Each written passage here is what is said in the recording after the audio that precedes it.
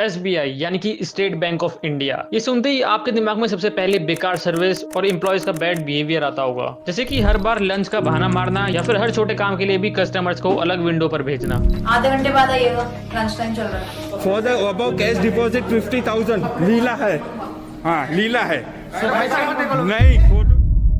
But still हमारे सामने ये हैरान करने वाला डेटा आता है, और वो ये है कि अगर पिछले फाइनेंशियल ईयर 2024 से 25 तक की बात करें तो एसबीआई का प्रॉफिट 70,000 करोड़ से भी ज्यादा है। ये कितना ज्यादा है अगर आपको ये अंदाजा लगाना हो तो इसके कंपैरिजन में अगर हम रिलायंस इंडस्ट्रीज जो कि अंबानी की कंपनी है उसके प्रॉफिट की बात करें तो वो था 81,000 करोड़ का। आप देख सकते हो कि कितनी हद तक एसबीआई ने रिलायंस को टक्कर दे रखी है, और साथ ही में ये इंडिया का सबसे बड़ा बैंक है। बट आखिर कैसे ये इंडिया का नंबर 1 बैंक बना, जबकि 219 साल पहले अंग्रेजों ने इस बैंक को स्टार्ट करा था हमारे खिलाफ लड़ाई के लिए, और आज ये इंडिया का ही नंबर 1 बैंक बन गया। आइए जानते हैं कि आखिर कैसे इसकी शुरुआत हुई और कैसे आज ये इंडिया का नंबर 1 बैंक बना। तो ये वही बैंक है जिसके 9,000 करोड़ रुपए लेके विजय माल्या फरार हो गए थे, बट फिर भी ये बैंक आज भी नंबर 1 है। तो ये बैंक स्टार्ट हुआ था 2 जून 1806 में। उस वक्त इसका नाम रखा गया था बैंक ऑफ कलकत्ता। असल में 1798 में रिचर्ड वेलेस्ली को गवर्नर बना के ब्रिटेन से इंडिया भेजा गया, और आते ही इन्होंने इंडियंस के नाक में दम करना शुरू कर दिया। आते ही 1799 में इन्होंने टीपू सुल्तान को हराकर मैसूर अपने कब्जे में कर लिया, और उसके 4 साल बाद ही ब्रिटिशर्स वर्सेस मराठा लड़ाई देखने को मिली, जो कि काफी बड़ी लड़ाई थी जिसको नाम दिया गया सेकंड एल्गो मराठा वॉर। और इस लड़ाई में रिचर्ड को सपोर्ट करने के लिए, ताकि वो ब्रिटेन से पैसा बेच सकें, वो एक बैंकिंग सिस्टम बनाते हैं ताकि उन पैसों का यूज करके वो अपने लड़ाई में और मजबूत बन सकें। उस समय इसका कोई ऑफिशियल नाम नहीं दिया गया था, बट आगे चल के इस बैंक का नाम रखा गया बैंक ऑफ कलकत्ता। 2 जनवरी 1809 में इसका नाम चेंज करके रखा गया बैंक ऑफ बंगाल। और फिर ईस्ट इंडिया कंपनी ने प्रेसिडेंसी बैंक स्टार्ट कर दिए, जैसे कि बैंक ऑफ बॉम्बे और बैंक ऑफ मद्रास। असल में प्रेसिडेंसी बैंक उन्हें कहा जाता है जिनके पास करेंसी नोट्स इशू करने का राइट होता है। ये सब देखते हुए काफी इंडियंस ने भी उस समय अपने खुद के प्राइवेट बैंक्स चालू करने की कोशिश करी, बट वो सारे फेल हो गए। बट उनमें से एक प्राइवेट बैंक था जो कि उस समय काफी फेमस हुआ, और वो था रविंद्रनाथ टैगोर के दादाजी का, जो कि उस समय काफी बड़े बिजनेसमैन थे, यानी कि द्वारकानाथ टैगोर। 1862 में बैंक ऑफ बंगाल की ब्रांचेस और फैली, जैसे कि पटना, मिर्जापुर और बनारस में, ताकि इन जगह पर बढ़ती हुई आजादी के लिए आवाज को दबाया जा सके। ब्रिटिशर्स को ये दिख रहा था कि इंडिया के लोग प्राइवेट बैंक्स ही बनाने की कोशिश कर रहे हैं, और इसीलिए 1861 में पेपर करेंसी एक्ट पास करते हैं, जिसके अकॉर्डिंग सिर्फ बैंक ऑफ बंगाल के पास ही ये राइट है कि वो करेंसी इशू कर सके। हालांकि ये बैंक बनाया तो गया था इंडिया के खिलाफ, लेकिन इस बैंक के काफी इंडियन कस्टमर्स भी थे, जिनमें से कुछ फेमस कस्टमर्स थे, जैसे कि साइंटिस्ट जगदीश चंद्र बोस, इंडिया के first president Rajendra Prasad, politician दादा भाई नारोजी और रविंद्रनाथ टैगोर। एसबीआई आज भी इनका नाम अपने कस्टमर्स की लिस्ट में प्राउडली लेती है। बट आइए देखते हैं कि आगे जाकर इसका नाम एसबीआई कब पड़ा।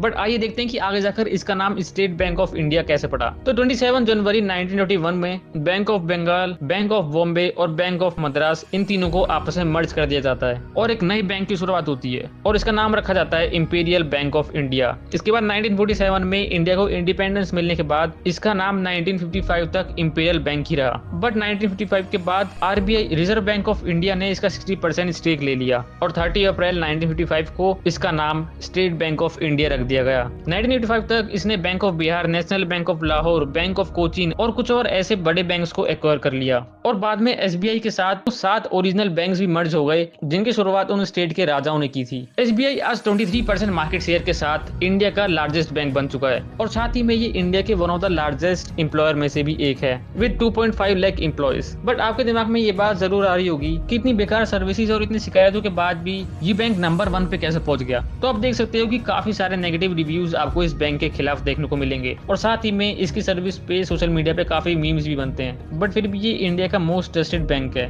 With 48 crore plus customers. आइए इसके पीछे के रीजन की बात करते हैं। तो करेंटली एसबीआई के 22,405 ब्रांचेज हैं पूरे इंडिया में, 65,627 एटीएम्स हैं, और 72,000 सीएसपी यानी कि कस्टमर सर्विस पॉइंट हैं। ऑल्सो ये फॉरेन मार्केट में भी काफी बड़ा बन चुका है, क्योंकि ये 36 देशों में अवेलेबल है। इसका पॉपुलर होने का एक बड़ा रीजन ये भी है कि इंडिया में काफी लोग प्राइवेट बैंक्स में एवरेज मंथली बैलेंस को अपने अकाउंट को एक्टिव रखने के लिए मेंटेन नहीं कर पाते, और एसबीआई में इस चीज की एलिजिबिलिटी काफी कम है। इस वजह से काफी लोग एसबीआई को एज अ बेस्ट ऑप्शन मानते हैं। इतने ब्रांचेस होने की वजह से आपको एसबीआई इंडिया के हर कोने में देखने को मिलेगा, और कई जगह तो एसबीआई ने अपनी स्पेशल एग्रीकल्चर ब्रांचेस भी खोल रखी हैं, ताकि वो किसानों को फसल बीमा से लेकर पशुपालन जैसी स्कीम्स का फायदा दे सके। ऑल्सो ये एक सरकारी बैंक है, इसलिए सरकार जो भी नई स्कीम्स लेकर आती है, उन स्कीम्स की इंफॉर्मेशन ज्यादा से ज्यादा लोगों को पहुंचाने के लिए और लोगों को जागरूक करने का काम भी SBI ही ज्यादा करता है। और ये सब देखते हुए SBI के कस्टमर्स को काफी बेनिफिट्स मिलते हैं, और सिर्फ अकाउंट होल्डर्स ही नहीं बल्कि इन्वेस्टर्स भी, और सिर्फ अकाउंट होल्डर्स को ही नहीं बल्कि इन्वेस्टर्स को भी ये बैंक काफी पसंद आता है। क्योंकि अगर आप इसके शेयर के पिछले 3 से 4 सालों में परफॉर्मेंस देखोगे तो उसका रिटर्न काफी बढ़िया है। बट फिर भी इस बैंक ने रिलायंस को भी टक्कर दे दी। बट फिर भी आखिर ये बैंक इतना प्रॉफिटेबल कैसे हो गया? आइए एक बार इसकी प्रॉफिटेबिलिटी पे नजर मारते हैं। तो ये बैंक हमेशा से ही इतना प्रॉफिटेबल नहीं था, क्योंकि जब इंडिया में प्राइवेट बैंक शुरू हुए तो काफी गवर्नमेंट बैंक्स पर भी असर पड़ा था, जिनमें से एक SBI भी था। 2017 के थर्ड क्वार्टर में इसको 2417 करोड़ का लॉस हुआ, और वहीं 2018 के फर्स्ट क्वार्टर में इसको 7718 करोड़ रुपए का लॉस हुआ, जो कि अब तक के बैंकिंग हिस्ट्री में दूसरा सबसे बड़ा लॉस था। दूसरा इसलिए क्योंकि नंबर 1 पे पंजाब नेशनल बैंक है, जिसको कि नीरव मोदी की वजह से काफी लॉस हो गया था। तो अगर SBI बैंक के लॉस के मेन रीजन की बात करें तो वो सिर्फ प्राइवेट बैंक्स का राइज नहीं था, बल्कि मेन रीजन था इसके बैड लोन्स, यानी कि इसके लोन्स देने के बेकार तरीके, जिनका फायदा विजय माल्या ने भी काफी उठाया। दिक्कत जब बढ़ना शुरू हुई जब इनके प्रीमियम कस्टमर्स ने लोन चुकाने बंद कर दिए, और जब वो लोन नहीं चुका पा रहे थे तो ये बैंक वाले उन्हें और लोन दे रहे थे, ये सोचकर कि इन पैसों से वो अपना लोन आगे जाके चुका सकते हैं। बट इसका उल्टा ही हो गया, और फिर RBI ने जांच करी और बाद में पूरा बैंकिंग सिस्टम सही कर दिया, और इस तरह SBI वापस से धीरे धीरे करके प्रॉफिटेबल बन गया। आज के टाइम में ये काफी टेक्नोलॉजीज का भी यूज कर रहे हैं, जैसे कि ब्लॉकचेन,